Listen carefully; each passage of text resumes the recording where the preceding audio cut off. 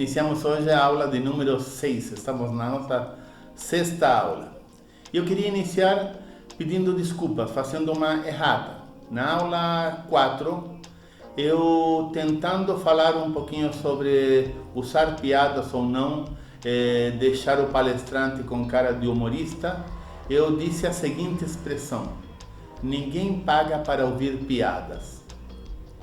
E um aluno meu que trabalha na área do humor e entretenimento me ligou porque se sentiu mal porque eu disse isso de forma generalizada. Ninguém paga para ouvir piadas. Quando na verdade a gente sabe que existem muitos shows de humor bons. Eu quando pensei nessa frase, automaticamente eu pensei em piadas de mau gosto, em coisas de baixo calão, em coisas que não são finas, tá? E por isso eu me expressei dessa forma. Eu queria pedir desculpas a todos os humoristas que trabalham o humor com seriedade, que é um humor de entretenimento, um humor familiar, um humor que é feito para o bem. Okay? Então peço as minhas desculpas, volto a dizer, quando eu pensei nisso, eu pensei num humor de mau gosto, num humor de baixo calão. E como de tudo a gente tira algo bom, né? Essa minha falha serve muito para o tema de hoje, né?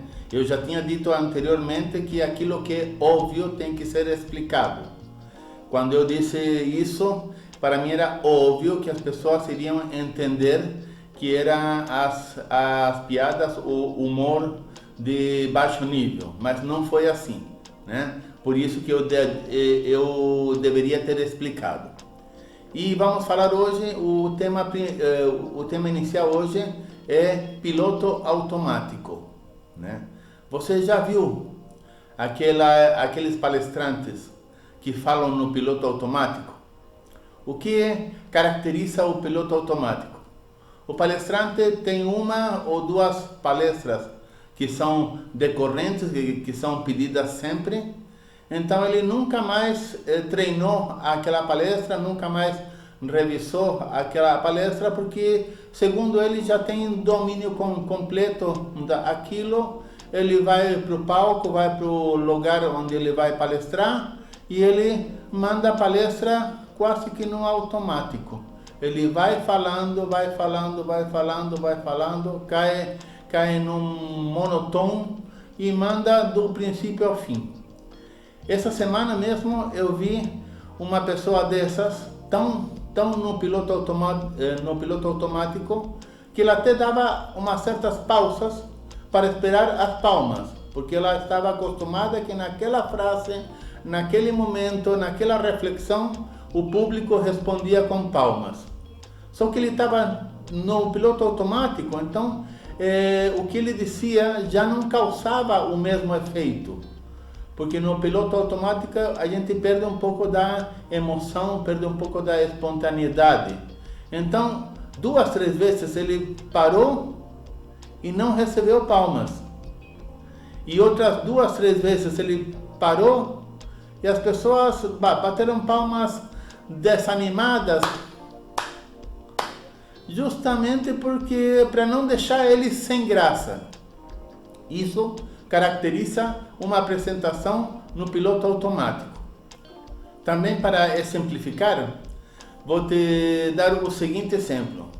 Você já se deparou com vendedores que têm sempre a mesma conversa introdutória, o mesmo papo inicial?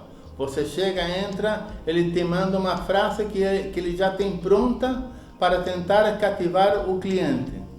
E ele fala sempre as mesmas coisas, e se você passou um dia para fazer orçamento ou ver preço, porque estava interessado em algo, quando você vai no outro dia confirmar algo, ele manda o mesmo discurso, igualzinho, ele não mudou uma vírgula. Isso se chama piloto automático. Ele foi treinado para isso muitas vezes e ele acredita que se sair daquela faixa de segurança, ele pode se dar mal ou pode perder a venda. A mesma coisa acontece em restaurantes de fast food, por exemplo. Quando você faz um pedido, você terminou de pedir, a mocinha que está registrando, olhando para o próprio caixa ou conversando com alguém ao lado dela, ela te oferece coisas. E você nem sequer entende o que ela te ofereceu, né? É claro, se você não entende, a tendência é sempre de ser não, né? Aquilo que a gente não entende, aquilo que a gente não conhece, a primeira tendência é recusar, né? O senhor quer sorvete com banana? Ela fala não, né? Por quê? Porque ela foi treinada e disseram, no final de cada compra, você tem que oferecer isto. Ela faz isso no piloto automático. Provavelmente ela nem sabe que está falando. E como fugir do piloto automático? Né? A gente cai na armadilha, por exemplo, de se apoiar a fala nos slides. Né? Existem palestrantes, eu, por exemplo, após 28 anos de palestrante, ainda uso slides. Não porque eu precise do slide, tá? Já vamos falar de slide quando chegarmos nas tecnologias, tá? Mas não porque eu precise do slide. O que faz o slide para mim? Ele me mantém na linha de raciocínio. Ele não me deixa pular etapas. Ele me permite lembrar de todas as faces que eu ia expressar e por exemplo, não chegar no final e dizer, gente, sabe aquela hora que eu disse tal coisa? Esqueci de dizer essa outra coisa. Quem sabe seja pela minha idade, não sei, tá? Mas o slide eu uso ele como apoio para me manter na linha certa, para manter uma coerência, uma coesão na palestra toda, ok? Há pessoas que não usam slide e conseguem manter essa coesão perfeitamente, né? E não precisam de outro estímulo visual, a não ser o estímulo visual que eles criam com a sua própria narrativa. Algo similar ao que eu fiz na aula retrasada ou passada, contando as libélulas do Afeganistão. Ou seja, vão te conduzindo e eles não precisam de slide. Isso não torna o palestrante melhor ou pior. Eu conheço palestrantes que trabalham com slides que são fantásticos. E conheço os que trabalham sem slides que são péssimos. Tá? Cada um encontra a sua metodologia. Mas aí, o que eu faço para fugir do piloto automático? Por exemplo, eu tenho uma palestra que se chama Que Imagem Você Quer Ter? Eu lancei essa palestra há 20 e poucos anos atrás, junto com a edição do meu livro Que Imagem Você Quer Ter? Então, o livro deu vida a uma palestra que eu queria realizar. Por consequência, é uma das palestras que eu mais vendo. Só que eu criei ela há 20 anos atrás. Há 20 anos atrás, eu trabalhava um tipo de slide. Há 20 anos atrás, eu trabalhava um tipo de conteúdo. Há 20 anos atrás, os links que eu fazia eram com situações atuais de 20 anos atrás. Hoje, quando eu sou contratado para dar essa palestra, o que eu faço? Dias antes eu pego todos os slides, reviso tudo, passo a palestra em casa e eu levo. Eu já perdi a conta de quantas vezes eu já ministrei essa palestra. Se eu te disser 1 milhão de vezes, é capaz que eu esteja próximo a isso. E mesmo assim, eu pego os slides, reviso, vejo se tem algum exemplo atual que eu possa aproveitar e colocar na minha fala, altero o que tem que ser alterado, ajusto o que tem que ser ajustado e eu tento imprimir sempre a mesma emoção. Tento imprimir sempre a mesma emoção, porque para muitos, se não for para a maioria, será a primeira vez que vão ouvir essa palestra. Então eu não posso pressupor que tudo que eu vou dizer eles já sabem. Eu já sei. E mesmo assim, quando eu altero alguma coisa, para mim também fica novidade, porque qualquer coisa que você altera o tempo de resposta, altera o time de alguma coisa, ou seja, tudo muda, a palestra mudando pequenos detalhes. Agora, se eu não tivesse mudado a palestra há 20 anos, haveria uma chance muito grande de eu cair no piloto automático. Entrar, cumprimentar da mesma forma e mandar do princípio ao fim, inclusive fazendo o que eu acabei de ver, aquelas pausas esperando uma reação da plateia que eu não provoquei. E às vezes quando a pessoa para e a plateia se vê obrigada a reagir porque fica incomodada, fica sem graça, você distancia a plateia de você. Então você deve ter concluído que a forma de fugir do piloto automático, primeiro, é não pensar que você já sabe tudo. Domina o teu ego. Muitas vezes a gente tem algumas palestras que conseguiu bons resultados e você pode acreditar que todas as próximas palestras o resultado será o mesmo, já que você vai falar da mesma coisa, você já criou uma certa prática, portanto o resultado tem que ser o mesmo. Isso é verdade parcial, nem sempre acontece isso. Então, primeira coisa, para que você não caia no piloto automático, não pense que você sabe tudo. Por quê? De repente o que você sabe hoje pode não ser verdade amanhã. O mundo está rodando muito rapidamente. As verdades de hoje podem não ser verdades amanhã. Depois, segure o ego. Mesmo que nada tenha mudado, que é raro, e você tenha tido um sucesso estrondoso na palestra anterior, pare, revise sua palestra, veja se nesse dia, se de um dia para o outro aconteceu algo que você possa utilizar e melhorar ainda mais a sua palestra. O que mantém um palestrante contratável, contratável, é a capacidade dele estar se renovando. Ok? Se você for sempre o mesmo, vai chegar uma hora que o mercado ficará saturado para você. Muito mais agora que as pessoas filmam, põem na internet. É claro que sempre elas preferem ver ao vivo, né? Existem palestrantes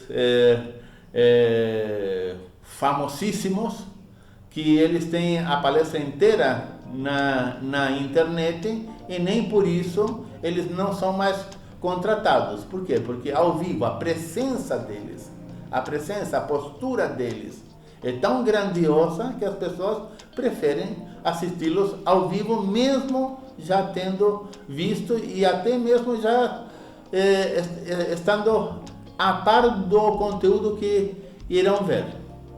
Revise os seus slides, revise a sua fala, faça ajustes e controle o ego. Controle o ego. Não pense que você sabe tudo. Isso te garante a possibilidade de afastar bastante do piloto automático. Palestrantes automáticos em piloto automático morrem rápido. Palestrantes que não se renovam morrem rápidos. Palestrantes que não estão interessados em aprender constantemente morrem rápido. Ok? Então a carreira tem que estar sempre sendo renovada. Isso hoje em dia é verdade para todas as profissões. Por que não seria para a de palestrante? E o tema central da aula de hoje está baseado na plateia. Aqui eu vou usar a maior parte da aula, tá? A plateia ou o teu público-alvo, ou quem sabe o público que está lá, que você foi contratado para estar lá. Nem sempre a gente atinge com especificidade o nosso público-alvo. De repente, você tem como público-alvo universitários e te chamaram para uma reunião de pais. Acreditem, você não deve, mesmo tendo crescido na tua profissão, mesmo tendo galgado e estando num estágio bom, num estágio em que você pode escolher para onde ir, não perca a sua raiz. Se te chamarem para uma reunião de pais, considere ir, considere ir. Tem pessoas que você pode ser a transformação da vida delas, tá? Não trate os públicos com indiferença. As pessoas percebem esse respeito. E mesmo que você tenha chegado a um status tal que você não queira se rebaixar a ir a uma escola, fazer uma reunião de pais, você pode ser mal visto. E quando você vai, eles te admiram, falam, olha só, o fulano de tal veio para falar com nós.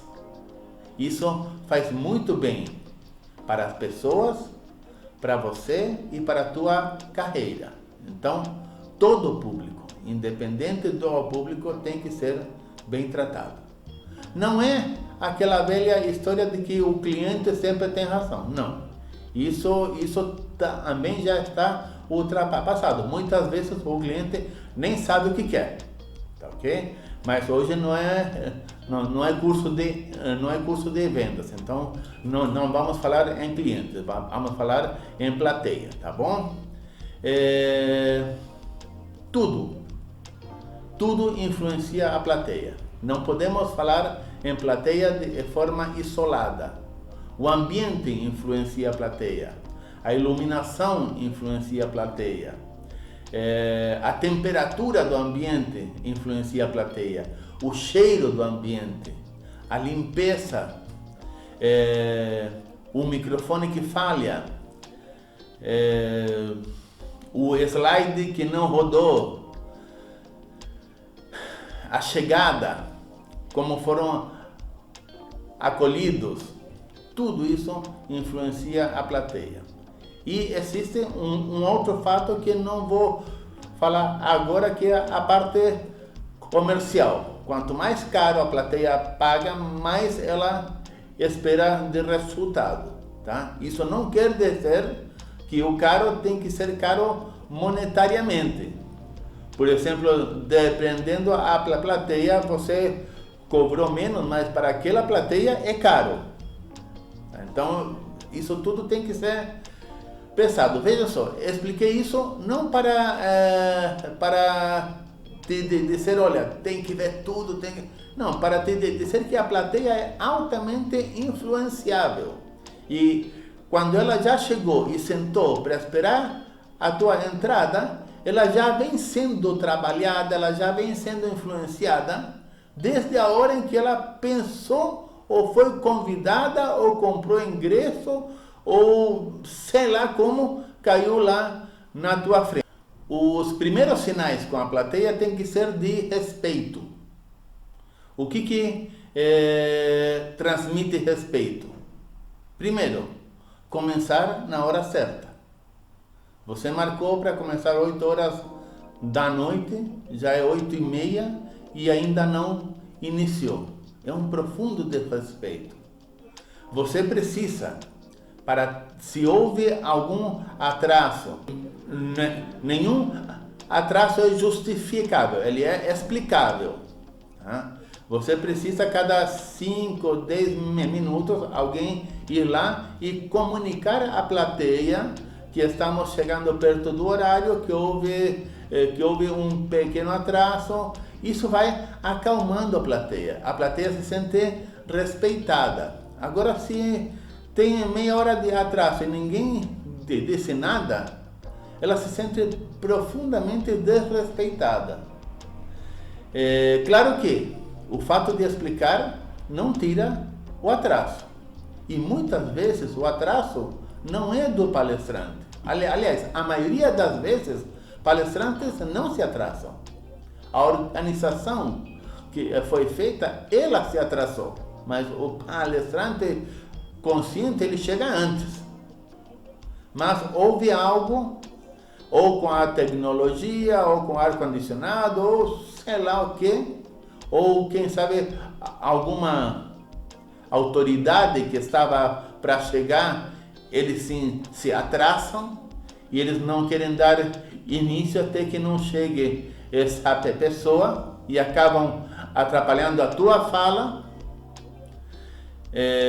Por isso, a questão contratual, você tem que redigir um contrato muito bem feito, inclusive estipulando horários, materiais, tecnologia, tudo tem que estar muito claro no teu contrato, porque tudo em volta vai afetar a tua fala.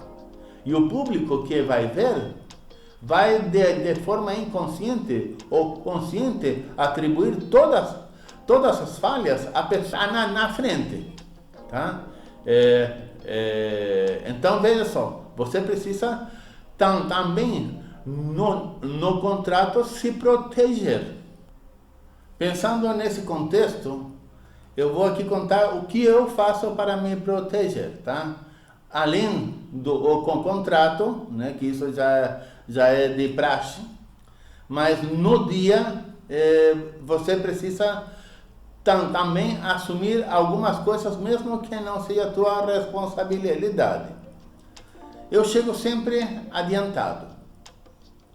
Aí eu peço para fazer um teste no equipamento. Eu sempre levo o meu notebook, o meu HD e um pendrive, além de deixar a minha apresentação na nuvem. Vejam só, por quê? Se alguma coisa der errado, uma dessas 4 coisas vai ter que funcionar. Além disso, eu chego um pouco antes para pedir para ligar o ar-condicionado, para pedir para abrir as portas. Vou contar uma história que se encaixa muito bem nesse meu exemplo. Eu sou convidado praticamente todos os anos para fazer uma aula inaugural, ou seja, a primeira aula de uma faculdade de renome aqui no estado de São Paulo. É uma faculdade grande, tanto é que a faculdade onde eu vou tem pelo menos 6 portões de entrada. Ou seja, é um movimento de pessoas muito grande. Ok. Eu cheguei antes, estávamos marcados para iniciar a aula inaugural às 8 horas. Eu acabei chegando por volta das 6h15, 6h30. Fui até a entrada. O porteiro já me conhece dos outros anos, então ele agilizou a minha entrada, me dando um crachá, preenchendo o RG, mas ele fez isso de forma rápida. Existem casos que mesmo você convidado e entrando com alguém de lá mesmo, eles precisam cumprir o protocolo registrando todos os que entram e os que saem. Mas enfim, ele foi rápido. Tinham mudado algumas salas, alguns locais. O auditório principal não tinha mudado porque aquilo é uma estrutura muito grande. Mas então eles pintaram faixinhas no chão para levar até onde eu queria chegar. E me pediram que assim que chegasse me me dirigisse para uma certa coordenação, que era a que estava promovendo a minha palestra. Eu pedi orientação, segui a faixinha no chão, ela ficava, se tem pelo menos 6 portões em volta, ela ficava uma distância longa da entrada pela qual tinha eu entrado. Levei uns 10 minutinhos andando. Cheguei lá, o balcão era bem alto e uma mocinha nova estava na recepção. Eu me apresentei, até pela própria idade, ela era nova, ela não sabia quem que eu era, me mandou esperar. Eu esperei uns 5 minutos, me aproximei outra vez e disse: olha, eu gostaria de ir até o auditório fazer alguns testes para ver se está tudo em ordem. Ela me olhou assim e disse: olha, só a hora que o pessoal responsável chegar. E eu disse: olha, e não tem como entrar em contato com ele pelo rádio? Ela me disse: olha, estão na hora de janta. E a que horas eles voltam? Por volta das 20 horas. Eu disse: olha, moça, a minha palestra está marcada às 20 horas. Eu não posso deixar para ver isso em cima da hora. Mas se tem uma palestra marcada às 20 horas, é possível que eles cheguem um pouco antes. É possível. Ok. Até então, a pessoa que tinha entrado em contato tinha me mandado uma mensagem que ela estava atrasada, mas que por favor eu ficasse à vontade. Mas eu já não estava à vontade, porque eu estava querendo ir ver se estava tudo em ordem. Muito bem, então eu já conheço um pouco a faculdade, então eu fui andando para perto do auditório. Às 7 horas já começou a se formar uma fila para entrar. E eu fiquei ali por perto, ouvindo os comentários. Nossa, não vai iniciar nunca, né? E eu lá, apenas ouvindo. Muito bem. Eu me aproximei da porta do auditório e verifiquei, e de fato estava tudo trancado. Não tinha como entrar antes. Ok, esperar. 10 para as 8, 10 para às 19h50, chegou um rapaz que tinha a idade do meu filho. Idade não é sinal de competência, tá? Mas pelo estereotipo dele, pelo andar relaxado, pela fala mole, né? Você via que ele não tinha preparado absolutamente nada, e de fato, eu me apresentei, ele me mediu assim, falando: o senhor que veio falar aí hoje? E eu disse: só eu mesmo que eu vim falar aqui hoje. Ele então abriu e deixou entrar as pessoas junto comigo. Aquilo lá lotou em 2 minutos. Já faltava 5 para as 8. Ele veio e me perguntou: o que o senhor precisa? 5 para as 8. E eu disse: olha, já eu quero o microfone, acesso à mesa de som. Falei: não, mesa de som ninguém mexe. Eu disse: bem, e como é que eu vou saber que ela está regulada certa? Não, a gente deixa ela numa regulagem só e ninguém mexe, porque alguém veio e mexeu muito e quebrou tudo. Muito bem. O microfone sem fio, a bateria está carregada? Ah, tá, eu vou ver. Ele foi até lá, ligou e dos cinco pauzinhos que marcam a carga, só tinha 2. Falou, tá bem baixinho, ele falou. Eu disse, tem alguma bateria essa? Falei, tá tudo descarregado.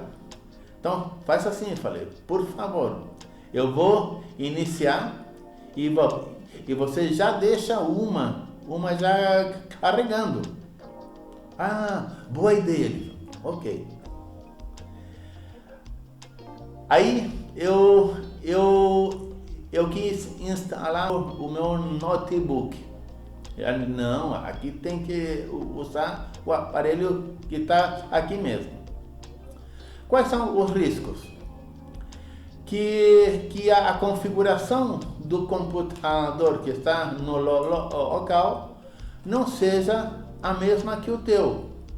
Que os programas estejam ou mais atualizados ou mais desatualizados do que os teus. Mas enfim, eu já era 8h05, 8h10, falei, tá bom. Eu fui com o pendrive e não reconheceu o pendrive. Eu pus o HD, por sorte reconheceu o HD.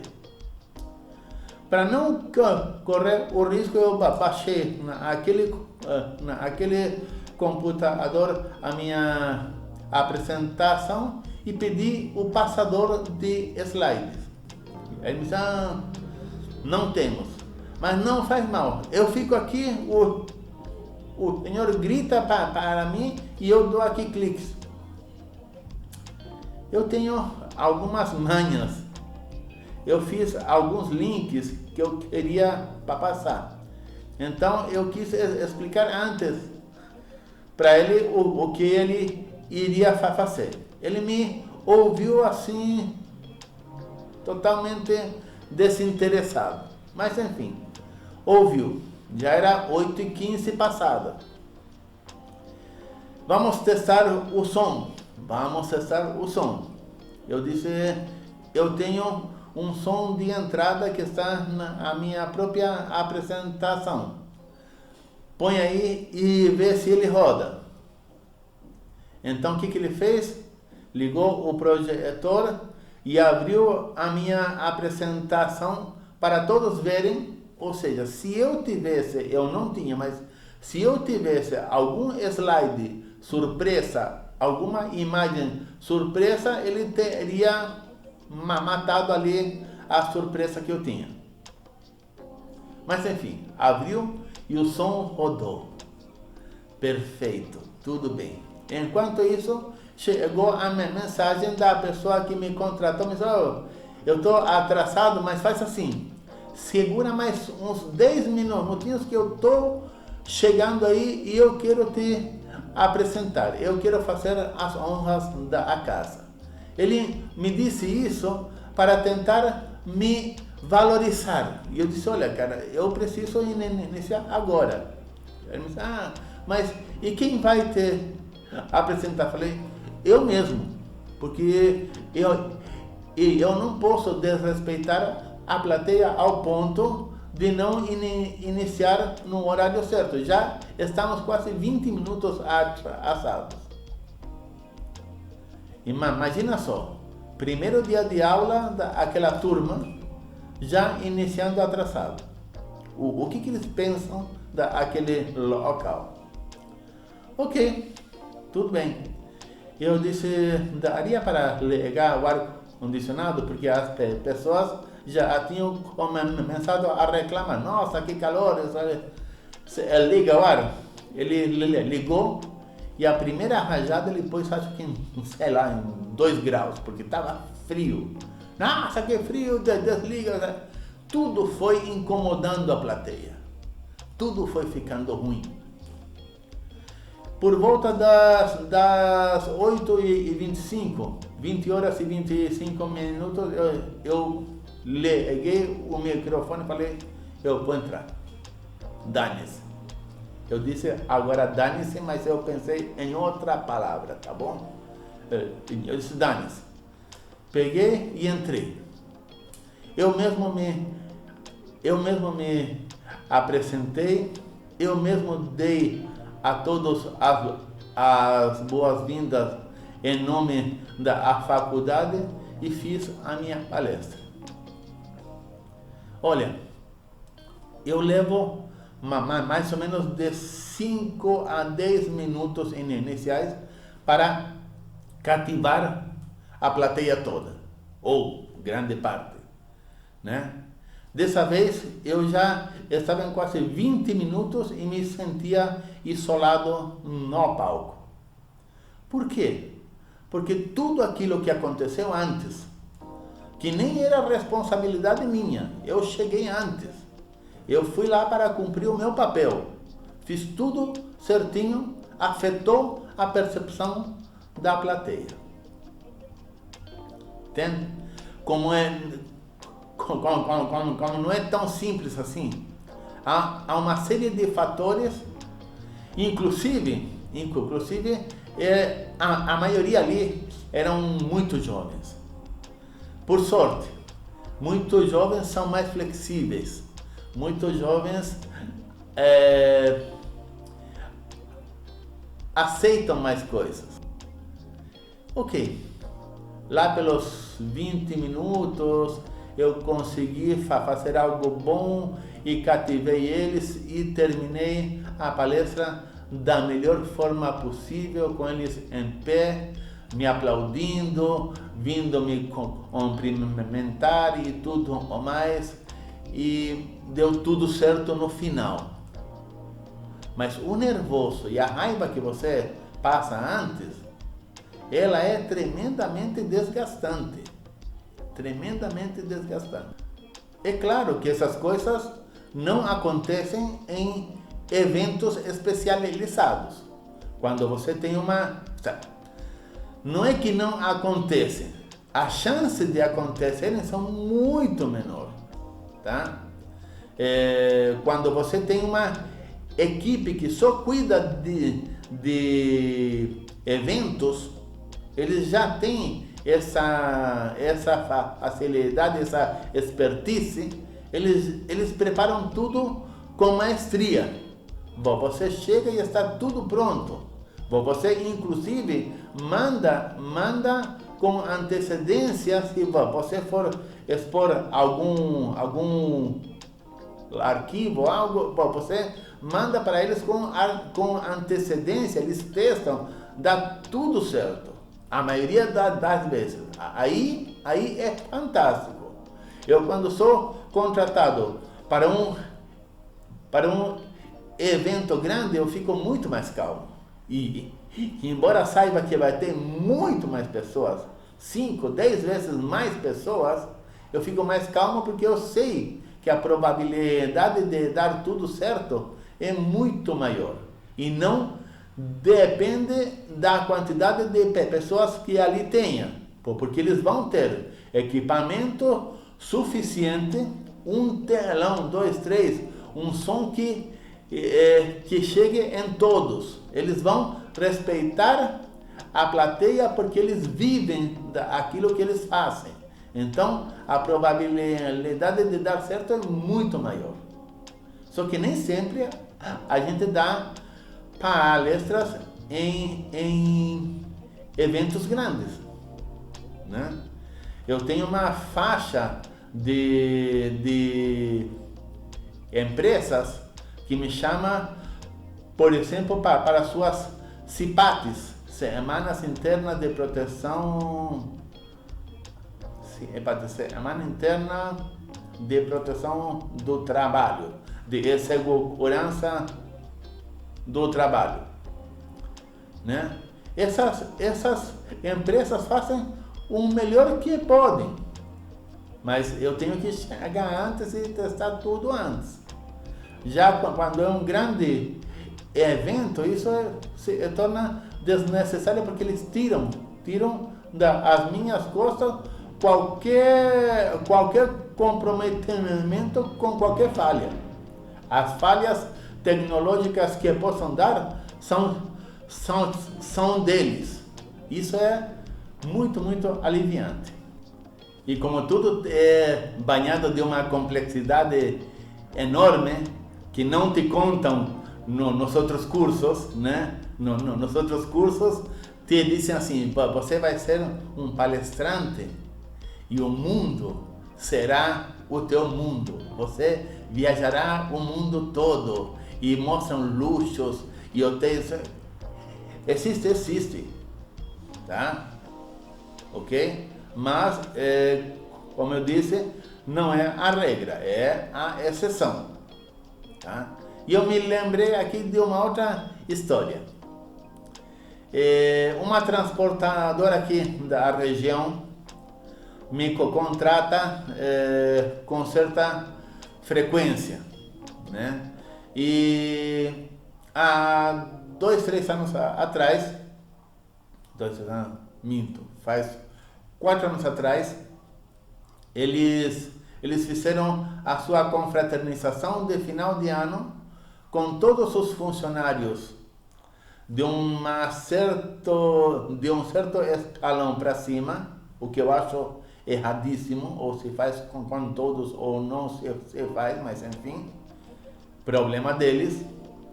E eles alugaram uma fazenda para fazer isso, uma fazenda especializada que ela inclusive tinha auditório, piscina, restaurante, algo de alto luxo. Para chegar na fazenda era meio distante, ok? Então eu fui, mas acabei não chegando de forma direta lá, não encontrei aquilo de forma tão fácil, segundo eles me mandaram. Então eu cheguei aproximadamente 35, 40 minutos antes só. Mas eles tinham me garantido que o local onde eu ia me apresentar estava tudo pronto, que tinha de tudo. Bom, cheguei lá, era um calor considerável, né, fora. Eu pensei, logo que eu cheguei lá, eu pensei, tomara que o ar-condicionado esteja bom, porque manter as pessoas trancafiadas com calor é a chave do fracasso. Eu pedi então que antes do pessoal entrar, que por favor ligassem o ar-condicionado. Eu tinha pedido para testar ele uns dias antes. Eu não pensei nisso, mas olha o que aconteceu. Eles ligaram o ar-condicionado numa fazenda. Assim que ligaram o ar-condicionado, entrou no local cheiro de poeira. Portanto, entrou poeira junto, e eu sou meio alérgico. Eu, quando criança, sofri muito de bronquite. E assim aconteceu com outros, né? E ligou, eu senti o cheiro, fiquei um pouco forte, e quando me chamaram para entrar pelo corredor, eu entrei. Na metade do corredor eu respirei e fechou o meu peito. Fechou como fazia anos que eu não sentia um certo ataque de asma. Cheguei lá, pedi-lhe licença, falei, olha gente, vocês vão me desculpar, mas eu não posso iniciar antes de dar um golinho de água, né? E brinquei porque quem é da cidade, quando chega na fazenda, o ar puro faz mal, né? E eu ri e fui beber água, mas não aliviou a sensação de falta de ar. Então eu não pude iniciar. Outras 2 pessoas pediram para sair. Eu saí com elas, eu fui ao banheiro, lavei o rosto, molhei as narinas, cheirei água para ver se isso aliviava, mas eu já estava em processo alérgico. Eu demorei uns 20 minutos para me equilibrar, E entrei cansado, esgotado. Adivinha se isso não atrapalhou meu rendimento? Claro que atrapalhou o meu rendimento. Para piorar, porque desgraça pouca é bobagem, para piorar, a minha palestra seria antes do almoço. O pessoal do almoço não se atrasou. E era churrascada. Eu estava entrando no ritmo e naquele ambiente entrou o cheirinho de churrasco. Meia hora antes do almoço. O cheirinho, vejam só, o ambiente foi invadido por um cheiro. O cheiro influenciou fortemente as pessoas. E se tem algo que eu aprendi nesses anos de palestrante é: não lute contra os instintos básicos. Comida e banheiro você não proíbe. Comida e banheiro mexe com as pessoas. Fome, sede e banheiro mexe com as pessoas. Entrou aquele cheirinho e as pessoas se olharam entre si, inclusive eu. Falei, nossa, que maravilha. Eu tive que acelerar aquilo que eu tinha iniciado atrasado. Passei por cima de um monte de coisas, porque eu sabia que não iria adiantar eu tentar dar a palestra completa, porque era inviável naquele momento, naquele ambiente. Se eu tentasse dar a palestra completa do jeito que eu preparei, eu iria piorar as coisas. Flexibilizei, ajeitei e terminei, fiz a minha palestra, que dura em torno de 1h20, 1h15, 1h20, às vezes um pouco mais. Eu fiz ela em 35 minutos. Saímos rindo, saímos de bom humor, mas não saímos nem perto de alcançar o objetivo que eu queria com aquela palestra. Nem perto. Vejam só, nada daquilo foi minha culpa, mas atingiu profundamente a plateia. Agora vamos sair da questão ambiental e de influências externas que atingem a plateia para as pessoas em si. Geralmente as plateias são extremamente receptivas. Tá? Na minha carreira, se eu encontrei 2, 3 plateias que não estavam afim, foi raro. Foi porque foi mal exposto, mal proposto, e as pessoas foram obrigadas a estar lá. Tá? Então, ou seja, isso também não foi culpa minha. Mas de uma forma geral, em 99,9% dos casos, as plateias são receptivas. Isso quando se fala em termos gerais. Mas sempre trabalhamos com as exceções, né? Sempre, onde você for, onde você estiver, haverá aquilo que no dia a dia, que vulgarmente se chama de espírito de porco. Sempre. Existem várias formas de expressar isso, né? Existe a pessoa que, por exemplo, ela não se conforma que naquele momento as atenções não são para ela. Isso vale para homens e mulheres. Há sempre as pessoas que não se conformam em não ser o centro das atenções.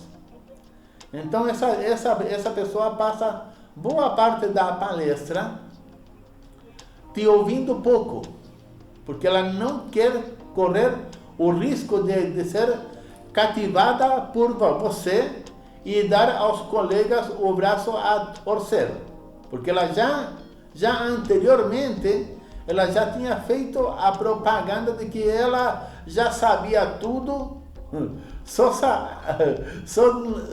de ter visto o tema, isso aqui eu já sei, eu só vou porque tenho que ir. Ok? Então ela passa não querendo prestar atenção. E, se possível, tentando roubar a atenção para ela.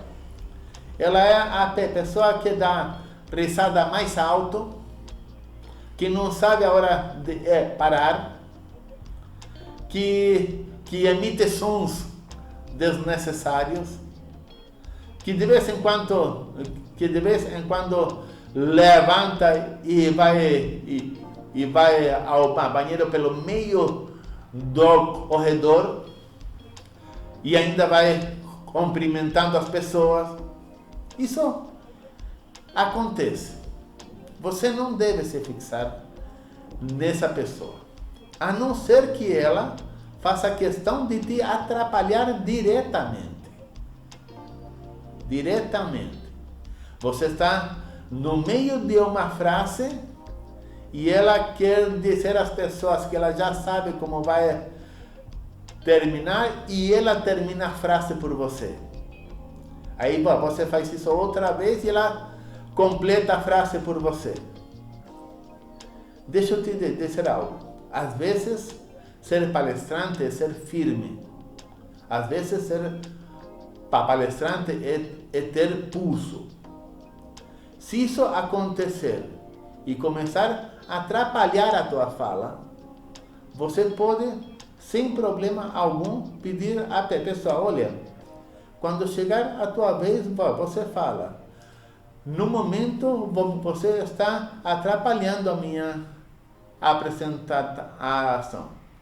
Se o que eu estou dizendo não serve para você, eu estou te liberando para que você se retire do ambiente. Acredite, as pessoas vão apoiar a tua atitude. Você, tá vendo? Fica quieto. Isso é raro de acontecer. Acontece mais em faculdades, em escolas, onde tem pessoas ainda com o caráter não muito formado, ok? Mas eu já precisei mandar 2 pessoas se retirarem do local. E a plateia toda me aplaudiu, porque estavam atrapalhando todos. É claro que depois eu pedi para alguém ir comigo até o carro, né? Lógico, né? Porque a situação não foi nem um pouco agradável. Mas as pessoas admiram as pessoas que fazem valer a posição delas. Okay? Não precisa e não deve ser grosseiro, jamais. Ok? Mas com palavras educadas, você fala, por favor, queira se retirar. Perfeito. Outro tipo de pessoa é aquela que pensa que pelo fato de você ter sido contratado, você está ganhando uma pequena fortuna, está ganhando o que ela recebe em 10 anos. Né? Porque essa, às vezes, é a visão que as pessoas têm dos palestrantes. E é um tema que a pessoa acredita que ela domina bem. Então, quando já foi divulgado o tema, ela passou a semana dizendo aos colegas, o que vai vir aí? Um cara de fora que nem convide com nós aqui, vão pagar para